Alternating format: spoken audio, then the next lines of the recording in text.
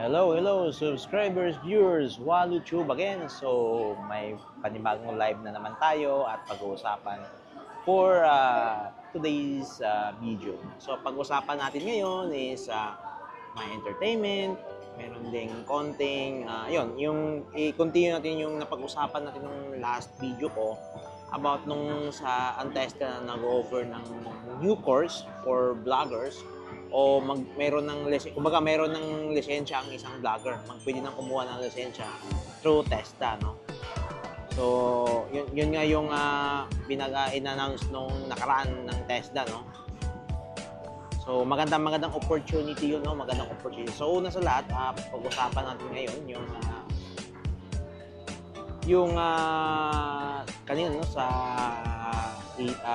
tahanang pinakamasaya, no? So meron na mga tulungan sina Paulo, Ontis, sa Jay sa Gateway. So magandang development po siya, no, para especially for Paulo and the other hosts sa tahanang pinakamasaya, kasi they will learn also how to interact people, lalo na sa mga kababayan natin na nasa mga Gedli, no? Nasa Gedli o mga kababayan natin na nagsisikap para sa kinabukasan, sa buwan, araw-araw nilang pangangailangan. So naghahanap buhay. So nakikita ngayon ni na Paulo at saka yung ibang tahanang pinakamasaya na host na gaano kahirap ang buhay at paano mag-interact at tumulong sa mga nangailangan. So at least good changes or good para sa mga host na malaman na kung ano ba talaga yung tunay ng public service o malaman na kung ano ba ang sitwasyon ngayon sa mga kababayan natin dito sa especially here in Manila and especially in the Philippines, no? So maganda yan, it's a good progress, no? Baka good progress ang tawag ko dyan.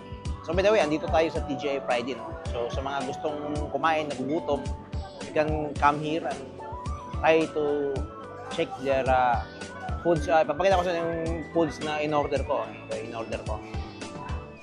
Pakita ko sa inyo yung in-order ko. Ito yung in-order ko. Lahat seafood lang yan, mga seafood. May paparating pa na food. So mga seafood lang yan, no? Seafood lang yan. So yun po yung masasabi ko lang, no? So which is again, job well done to Paulo Contis and his colleagues for another successful on helping our fellow kababayans na nangailangan. So job well done, Paulo, no? So yun guys. So may pakiusap din ako sa mga viewers at saka mga subscribers ko na hoping na patuloy nating tangkilikin at panoorin ang tahanang pinakamasaya, dahil ito lang ang show kung saan makikita mo na dito na organic. Talagang tulong na asin tulong.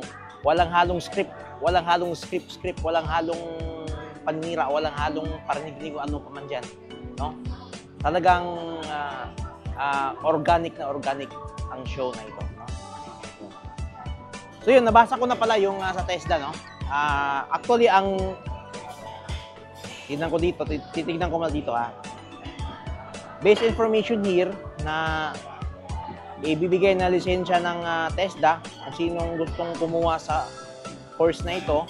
Ang pangalan ng kursong ito is, tignan ko muna. Ang tawag sa lisensya ng mga vlogger is Content Creation Social Media Level 3. So level 3 po siya, no? Level 3. So ano ba yung mga core competencies, no? Ito, nilagay na nito ano ba expected na competencies na matutunan natin sa kursong ito na about sa Content Creation Social Media Level 3.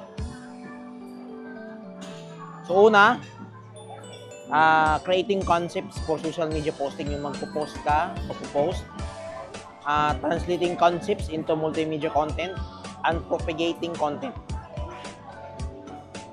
Virtual networks and communities have enabled us to connect with our audience, kung paano daw mag-connect sa audience. Brand awareness and strengthen engagement. Yun daw isa natin na ma-expect sa isa sa core competencies ng course na ito ng NC3 na ito, no? So kung makukuha tayo ng course na ito sa TESDA, ito ang matutunan natin at yun nga, kung maipasa natin, magkakaroon ka ng lisensya which is TESDA certified. You're a TESDA certified vlogger ka ta, no? So the best, no? Isang magandang development ito sa government natin sa TESDA na binibigyan ng tsansa yung mga vloggers na matuto ng tamang procedure, tamang standards kung paano mag-vlog, paano mag-introduce ng mga brand or paano mag-commento, paano mag-react, no? So it is good yan. Kahit ako naman is very interested on this.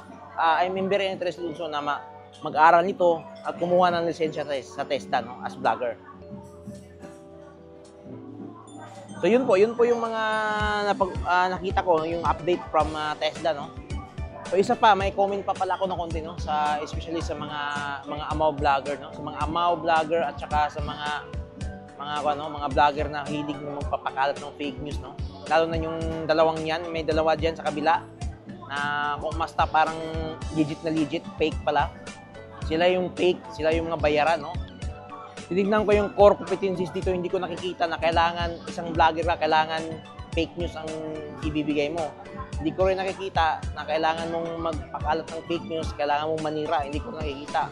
Hindi ko rin nakikita dito sa core competencies sa TESDA, sa standard, na kailangan mo magpabayad para manira ka lang. So hindi ko nakita dito, no? Wala. Hindi ko rin nakita dito kung paano ka mag-personal attack, no? Hindi ko rin nakita dito sa standard sa TESDA. So, ibig sabihin, itong mga vlogger na ito, lalo itong dalawang mga ugok na ito, wala, budol-budol lang to. Purely budol-budol. Kumbaga, I will consider them criminals. Yeah, they are criminals. They are criminals dahil mahilig sila sa paninira, mahilig sila sa mga inventong istorya.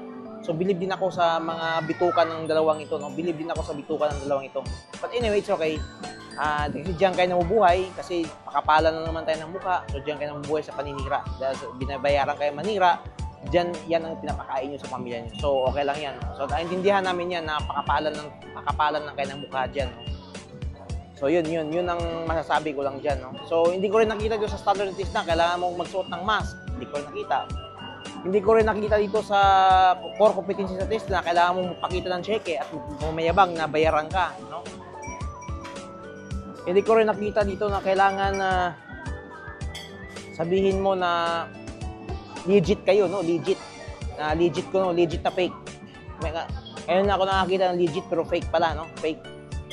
Fake at saka bayaran lang, no? Kaya, yun, mga tawag ito, you are pretentious vloggers, no? You are a pretentious vlogger. Sorry to say that. You are a pretentious vlogger na para sabihin na paniniwalaan kayo ng mga tao kasi pinagsasabi niyong walang katuturan, no? Walang katuturan.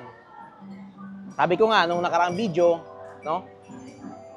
Let's try to be professional, guys, no? Sad to say, hindi kayo professional eh. Hindi kayo professional na vlogger. Manatawag niyo mga illiterate kayo na vlogger. Sorry to say that. But you're an illiterate amaw vloggers. Sorry to say that. Makikita naman sa video, kahit sa mga viewers ko, subscribe ko, tignan yung video nila. Kung matino pa ba yung video nyo, mga content nyo, matino pa ba yan? Hindi matino. So, yun ang masasabi ko lang, no? So, that's it. Yan lang masasabi ko, no? So, good luck, no? So, sana, again, panawagan ko ulit sa mga amaw vloggers, lalo na sa mga gurang vloggers, no? Na mag-aral kayo ng TESDA. Learn, guys. Try to be professional, ha? Huwag kayong mga parang mga ulol na aso na kulang sa pagkain, na nasiraan na ng ulo, no? You are going crazy again, no? So, try to learn, try to study. And also, this is an opportunity sa inyo, ha? Opportunity to na para mag-aral kayo at magkaroon ka ng standard sa sarili nyo, ha? Huwag na yung amaw vloggers style nyo. Kasi malapit na mawawala yan. Mawawala yung amaw vlogger style nyo. Katapusan na yan ng amaw vlogger style nyo kasi magkakaroon na ng standard sa vlogging. So, mayroon ng basihan ngayon ang government kung totoong vlogger ka o hindi. O naninira ka lang o nagbabayad ka lang para manira. O pakapalang ka talaga ng mukha lang dyan para manira. No? Yun lang masasabi ko. So that's it guys. So again, thank you again. So WallowTube again. So may thank you sa pakikinig at panonood again sa content ko. So sa content ko na walang script. No? So again, thank you guys and bye-bye. God first.